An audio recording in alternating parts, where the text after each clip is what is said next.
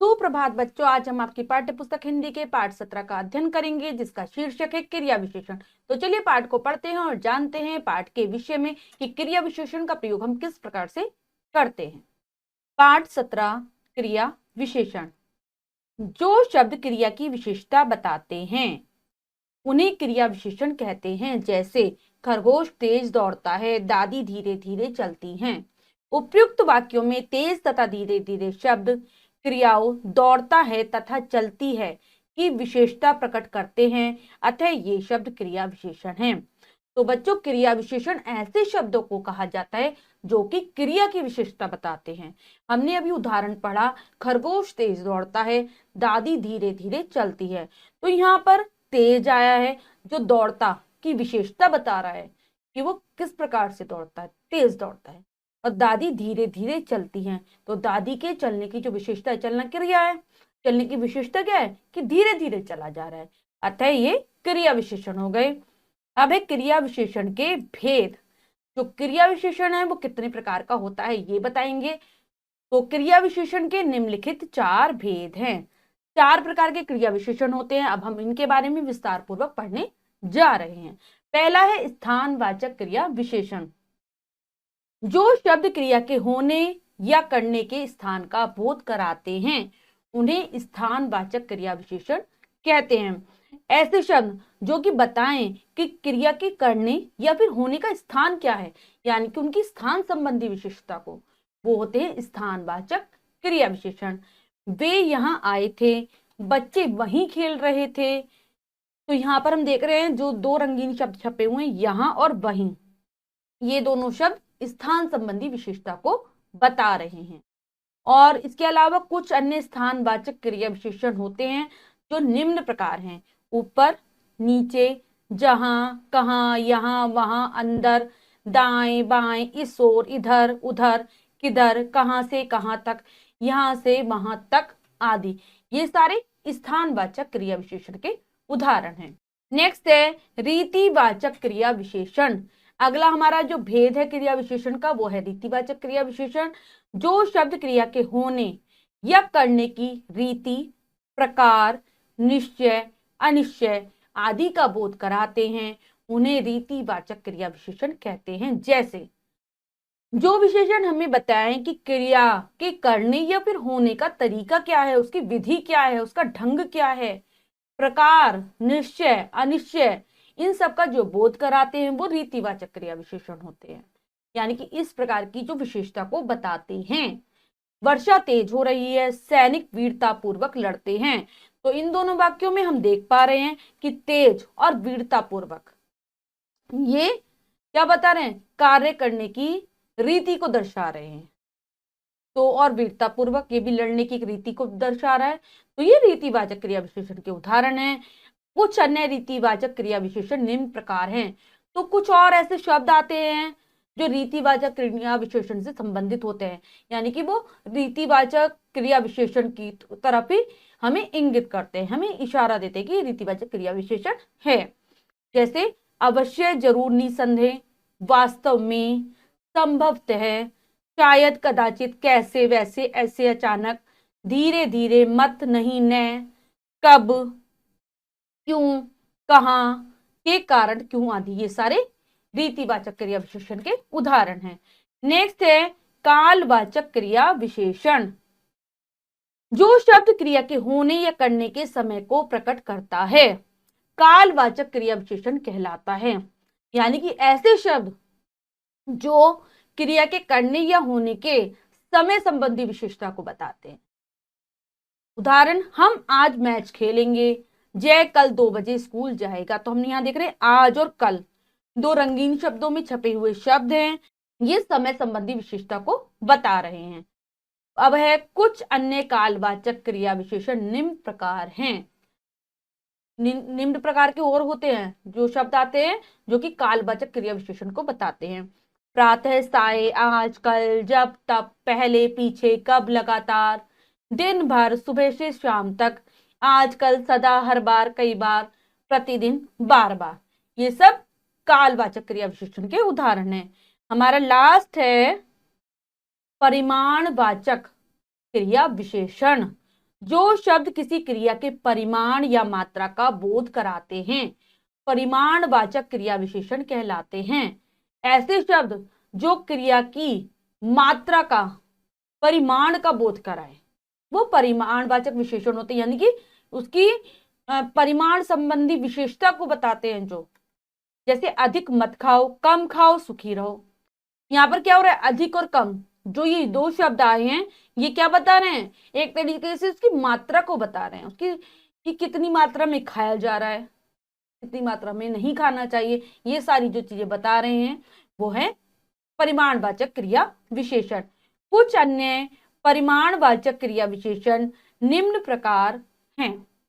इसके अलावा कुछ ऐसे शब्द होते हैं जिनको हम परिमाणवाचक क्रिया विशेषण में सम्मिलित करते हैं। वो हैं कम, न्यून, थोड़ा, अल्प, अति, ज्यादा, अधिक, खूब, अत्यंत, इतना, जितना, उतना, कितना, क्रमशः, बारी बारी से, थोड़ा थोड़ा, बस, काफी, पर्याप्त आदि। ठीक है, ये सारे परिमाणवाचक क्रिया विशेषण के उदाहरण हैं। कुछ शब्द परिमाणवाचक क्रिया विशेषण तथा परिमाणवाचक विशेषण दोनों में समान रूप से प्रयुक्त होते हैं। कुछ ऐसे शब्द भी होते हैं जो क्रिया विशेषण में भी आते हैं और परिमाणवाचक क्रिया विशेषण और परिमाणवाचक विशेषण इन दोनों में प्रयुक्त होते हैं समान रूप से। तो वे हैं परिमाणवाचक विशेषण कम रुपए मिले हैं और परिमाणवाचक क्रिया विशेषण कम दौड़ो। परिमाणवाचक विशेषण बहुत भीड़ है और परिमाणवाचक क्रिया विशेषण बहुत खेल चुके, अब बंद करो। तो हमें यहाँ पर यह बात ध्यान रखनी होती है कि अगर संज्ञा और सर्वनाम की विशेषता बता रहे हैं तो वो परिमाणवाचक विशेषण है, और अगर क्रिया की विशेषता बता रहे हैं तो परिमाणवाचक क्रिया विशेषण है। जैसे हमने उदाहरणों में हम देख पा रहे हैं कम रुपए मिले हैं, तो यहाँ क्या बता रहे हैं, रुपयों की विशेषता बता रही है कि वो कम मिले हैं, तो ये परिमाणवाचक विशेषण हो जाएगा। रुपए क्या है, वो संज्ञा है। और कम दौड़ो, तो दौड़ने की विशेषता है कि कम दौड़ा जा रहा है, तो ये क्या हो गया, क्रिया की विशेषता बता रहे तो परिमाणवाचक क्रिया विशेषण होगा। ठीक है, अब हमने अच्छी प्रकार से जान लिया कि क्रिया विशेषण क्या होते हैं और उसके कितने प्रकार होते हैं। अब हम पाठ का अभ्यास कार्य कर लेते हैं, जो है अब बताइए मुझसे। पहला प्रश्न पढ़ते हैं और उसे करने की कोशिश करते हैं। रिक्त स्थानों की पूर्ति उचित क्रिया विशेषणों की सहायता से कीजिए। हमें नीचे कुछ वाक्य दिए गए हैं जो कि अधूरे हैं, हमें उचित क्रिया विशेषण लगाकर उनकी पूर्ति करनी है। तो चलिए करते हैं। पहला पढ़ते हैं, जो रिक्त स्थान खाते हैं वे बीमार पड़ जाते हैं। तो क्या आ जाएगा, अधिक। जो अधिक खाते हैं वो बीमार पड़ जाते हैं। तुम क्या आ जाएगा, तुम रिक्त स्थान नहीं गाती हो। तुम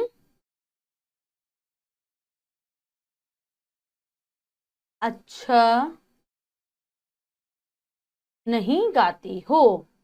सत्य बोलो, तो क्या आ जाएगा, सदा। सदा सत्य बोलो। कृपया रिक्त स्थान बैठ जाइए, कृपया इधर,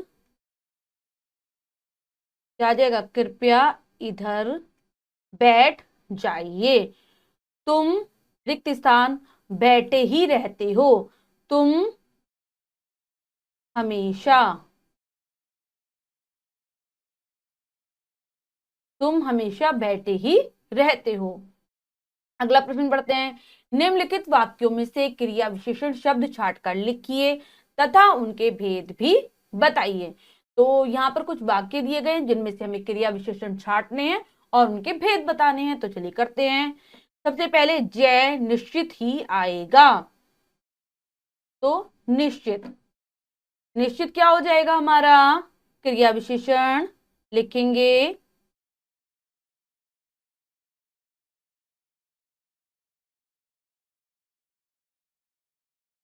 और इसका भेद हो जाएगा, कौन सा भेद होगा इसका, ये किस क्रिया विशेषण का उदाहरण है। अब इसका हम भेद लिख देंगे।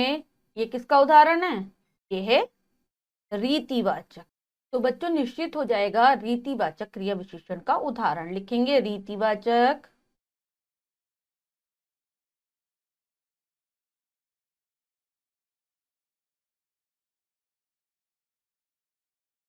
नेक्स्ट है इन बातों पर ध्यान मत दो, तो इन हो जाएगा, इन हो जाएगा स्थानवाचक, स्थान संबंधी जो विशेषता को बताते हैं वो स्थानवाचक क्रिया विशेषण। नेक्स्ट है अच्छी तरह से पढ़ो, तो अच्छी तरह, तरह, ठीक है, तो ये भी रीतिवाचक, विधि बता रहा है पढ़ने की, रीतिवाचक क्रिया विशेषण है ये भी। नेक्स्ट है इधर उधर मत दौड़ो, तो इधर उधर क्या हो जाएगा, क्रिया विशेषण है इधर उधर।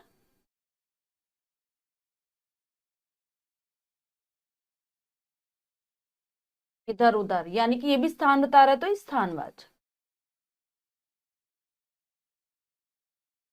स्थान संबंधी विशेषता को बता रहा है। तो बच्चों ये हमारा पूरा हो गया प्रश्न। अब अगला प्रश्न देखते हैं, निम्नलिखित प्रश्नों के उत्तर दीजिए। तो बच्चों यहाँ पर कुछ प्रश्न दिए गए जिनके उत्तर आपको स्वयं लिखने हैं अपनी अभ्यास पुस्तिका में। आप पाठ को ध्यान से पढ़ेंगे तो आपको इन सभी प्रश्नों के उत्तर आसानी से मिल जाएंगे। एक बार मैं प्रश्न पढ़ देती हूँ। क्रिया विशेषण की परिभाषा उदाहरण सहित लिखिए। आपको क्रिया विशेषण की परिभाषा देनी है और उदाहरण लिखने हैं। क्रिया विशेषण के कितने भेद होते हैं उनके नाम लिखिए। आपको बताना है कि क्रिया विशेषण कितने प्रकार के होते हैं। आप सभी के नाम लिख देंगे और कोशिश करेंगे कि एक एक उदाहरण भी लिख दें। विशेषण तथा क्रिया विशेषण में अंतर स्पष्ट कीजिए। आप बताएंगे कि विशेषण क्या होते हैं, संज्ञा और सर्वनाम की विशेषता बताते हैं, लेकिन जो क्रिया विशेषण होते हैं वो क्रिया की विशेषता बताते हैं। इस प्रकार आप अपने अभ्यास कार्य को पूर्ण कर लेंगे। बच्चों आज हमने जाना पाठ के माध्यम से क्रिया विशेषण के बारे में। आशा करती हूँ आपको पाठ अच्छे से समझ आया होगा। आप पाठ को फिर से पढ़ेंगे और अभ्यास कार्य को पूर्ण कर लेंगे। मिलते हैं अगली कक्षा में नए पाठ के साथ। तब तक के लिए स्वस्थ रहिए, प्रसन्न रहिए। धन्यवाद।